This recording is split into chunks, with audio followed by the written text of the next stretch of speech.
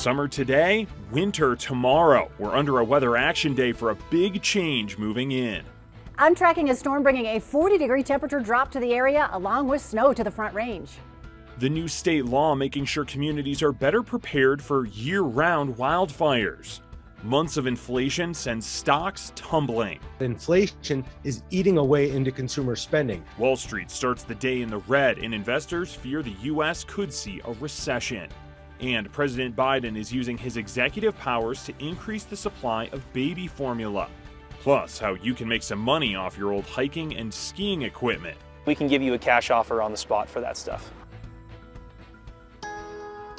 Well, it's going to feel like summer today across the metro. You're looking live from our Denver 7 roof camera. You can see a mix of sun and clouds, but enjoy this warm weather now because things are about to change, as in 40-degree temperature changes. That's why we're under a weather action day. Plenty of colors on this map all across the state of Colorado, and meteorologist Stacey Donaldson joins us now to explain what all of those colors mean and time everything out for us. Well, it's going to be a bit of whiplash here in the next 24 hours, from temperatures close to 90 degrees down into feeling like winter here across the Front Range, with snow showing up. Now, at this point, we are under a red flag warning for high fire danger here for the Front Range, eastern Colorado, and the southern part of the state. So a huge chunk of Colorado underneath this red flag warning. We also have a winter storm warning already issued up toward just to the west of Fort Collins for our northern mountains, from Steamboat down toward Eagle, a winter weather advisory, wind advisories for western Colorado, and an air quality alert into the southern part of our state for smoke. Now, we are expecting about 5 to 11 inches for our central mountains, 1 to 2 feet up toward Red Feather Lakes and Estes Park. And then the metro area is under a winter storm watch starting tomorrow afternoon and lasting until Saturday morning. So we could see some definitely substantial snow for the foothills and the higher elevations, but here for the Front Range, lesser amounts. Looks like it'll be pretty slushy. Some of the storm concerns: bring in your plants if you can, or cover them over. Shake your trees to get that snow off so they don't break the branches. Your sprinklers are fine, but it'll be difficult mountain driving Friday into Saturday. So we'll talk more about all of this and when this storm is going to move on out, coming up in just a few minutes. Stacey, when we said we needed the moisture, we went liquid, Yeah. not solid. Thank you. We can get 24/7 Colorado weather updates. You can get live radar right on your TV. Just download the free Denver 7 Plus app for your favorite streaming device. Now, firefighters are hoping this cold and moisture will help contain 3 wildfires that are burning across Colorado. The Plumtoff fire burning near Pagosa Springs still isn't contained. It's been burning since Tuesday and has grown to more than 700 acres now. More than 300 firefighters are trying to contain the High Park fire near Cripple Creek in Teller County. The county is asking the state to declare a statewide wildfire emergency to open the door for more funding. One of our biggest concerns is always the cost of a fire, because they're not cheap. Well, so far that fire has burned nearly 1,600 acres since it started burning last week. It's nearly 90% contained. And a fire burning not far from the Great Sand Dunes National Park has burned more than 300 acres. That fire is about 80% contained now. People impacted by the Marshall Fire can attend a virtual town hall for those who are underinsured. It's from 5 to 7. Builders will talk about what they are seeing and hearing regarding underinsurance. The Small Business Association will also be there to talk about home disaster loans. Well, the goal of a new state law is to better prepare our communities to respond and rebound from wildfires. Denver 7's Veronica ACOSTA looks at how the bill plans to do that.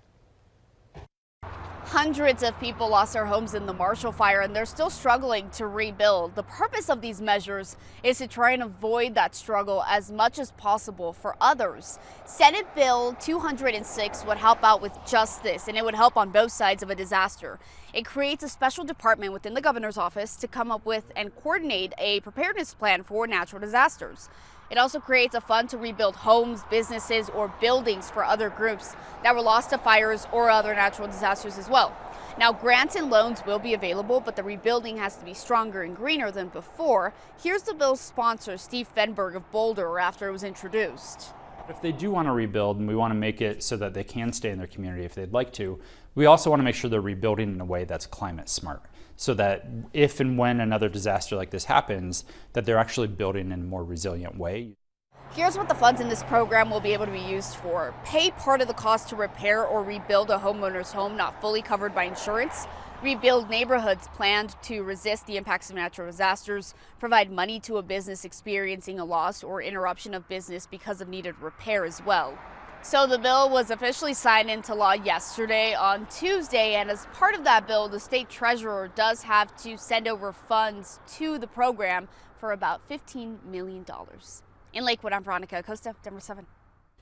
Well, stocks are having another down day on Wall Street. Right now, the Dow is down about 300 points and has been in the red all day. Wall Street had its worst day since June 2020 yesterday, when the Dow, S&P, and NASDAQ all posted big losses. The massive drop on Wall Street could mean trouble for the U.S. economy. Retailers are scaling back on earnings reports, and inflation is making Americans adjust their spending habits. Alexis Christoforous reports now that experts are mixed on whether the U.S. is headed toward a recession. Another ugly day expected on Wall Street as investors worry that high inflation may finally be catching up with consumers. The Dow adding to Wednesday's 1,100-point drop and the S&P 500 nearing a bear market, down nearly 20% from its recent high.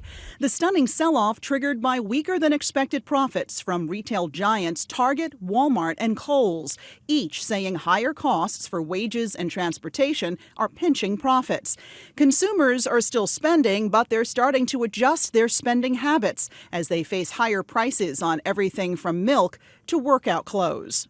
In high inflationary times, you tend to buy things that are more staple than they are discretionary, and that's likely to be the case throughout the summer. But I still believe there's a massive pent-up demand for getting out and about. So I think we're going to have a very active travel and leisure season. Gas prices are now above $4 a gallon in all 50 states, and they're expected to go even higher as we enter the busy summer driving season. Economists say strong consumer demand, persistent supply chain disruptions, more COVID-induced lockdowns in China, and now the war in Ukraine have created the perfect storm to push consumer prices to a 40-year high. The Federal Reserve answering back by aggressively raising interest rates to curb consumer demand. But those higher rates also bring the increased risk of a recession. 68% of CEOs surveyed by the Conference Board now expect the Fed's war on inflation to trigger a recession sometime next year. And proof today that a pillar of our economy is starting to crack. Home resales fell in April to the lowest level since the start of the pandemic. Buyers dealing with higher mortgage rates, rising prices, and a shortage of available homes. Alexis Christoforous, ABC News, New York. Now, financial experts say the earnings reports from Target and Walmart show how much inflation is impacting consumer spending, because consumer spending makes up 70% of the U.S. economy.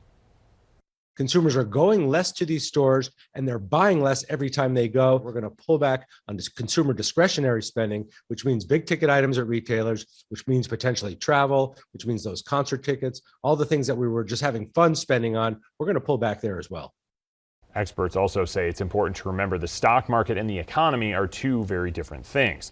They say a down market can be an opportunity for younger people to invest and build wealth. And some people who are closer to retirement should prepare for a choppy market for the foreseeable future. Make sure you have enough cash to cover a year of living expenses. Happening today in Washington, D.C., the FDA commissioner is taking questions from lawmakers about the baby formula shortage. The FDA has said the nation is still weeks away from seeing enough infant formula on store shelves.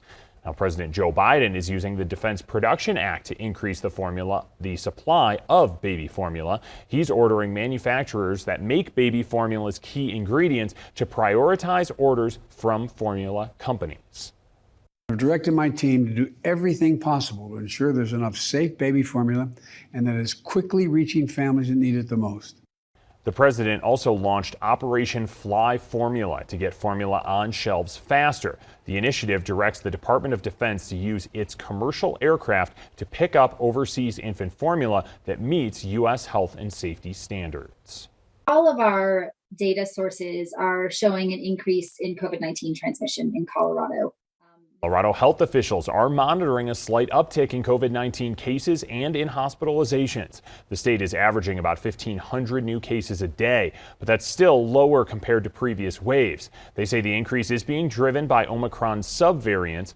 Doctors are reminding people, get tested for COVID-19 if you feel sick, and high-risk people should consider wearing masks if cases continue to rise. New at 11, an Adams County sergeant has been charged in the death of his 3-year-old daughter. The Weld County DA's office says Brett Escom and Elaine Escom are charged with 6 counts of unlawful storage of a firearm. Officers were called to their home on Mother's Day for a report of a shooting. 3-year-old Avery Escom was taken to the hospital where she died. RTD wants to hear from you about ways to improve its service. The agency wants ideas on things like fares, safety, and security. RTD is holding a series of telephone town halls over the next 3 weeks. The first one is at 5:30 tonight. You can sign up on RTD's website or you can watch on RTD's YouTube channel. Well, you might have old outdoor gear in your house after spring cleaning. Still ahead, there's an easy way to get rid of it and make some cash. I think our team has a really good understanding that the only way to win is to kind of stay with it. Plus, it's game 2 for the Avs tonight. They're hoping to get another win against the Blues.